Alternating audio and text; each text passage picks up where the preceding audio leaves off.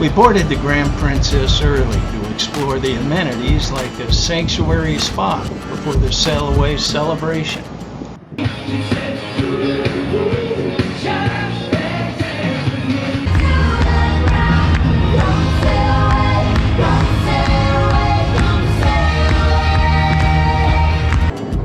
Seaplanes are abundant in coastal communities from Seattle to Anchorage. Many coastal cities like Juneau have no connecting roads, making air and sea the only option.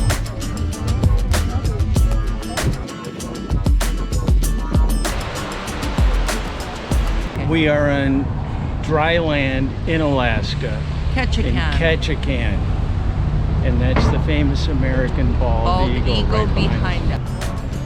The rock is a monument to Ketchikan's heritage, telling the story of how Alaska's first city came to be. Be sure to bring an umbrella to Ketchikan, where the average rainfall is 12.5 feet a year, and it's 14 feet as of May this year. And here we are at Creek Street in Ketchikan, Alaska, and it is a lovely day. It's about 50 degrees. And this is the red light district of Ketchikan at the turn of the century and until the 50s. Beautiful moss on the rocks here. Creek Street is a lovely stroll with dozens of shops and eateries. Totem Heritage Center provides an insight to the many totems seen throughout the town, including the Chief Johnson totem. Juneau is known as being the most scenic capital in the U.S. I think I'd agree with that. We are on the Steep Creek Trail in Mendenhall Glacier Park, and it is an absolutely gorgeous day.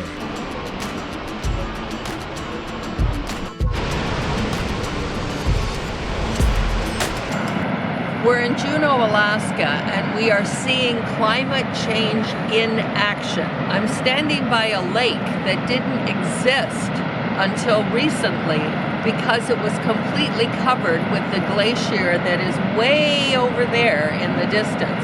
And this fall, Nugget Falls, beside me, used to flow underneath the glacier and wasn't visible to humans.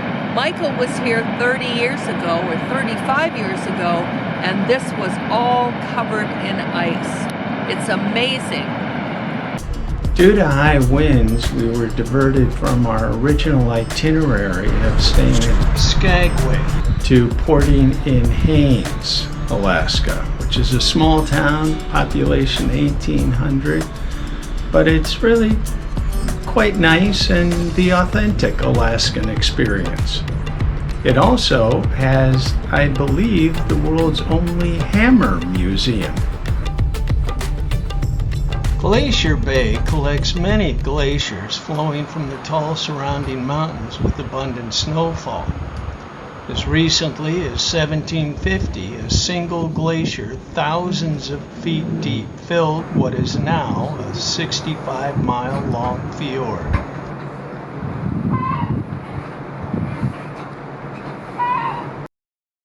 The Marjorie Glacier is about a mile wide and 250 feet high above the waterline. It's 21 miles long and rapidly disappearing. We had a crystal clear day in College Fjord. The 20-mile-long fjord and surrounding snow-capped mountains just dwarf the size of our cruise ship. The occasional chunks of calving ice was a warning to keep our distance. Harvard Glacier is a mile and a half wide at its base, 225 feet high and 300 feet thick, and it stretches back for 24 miles.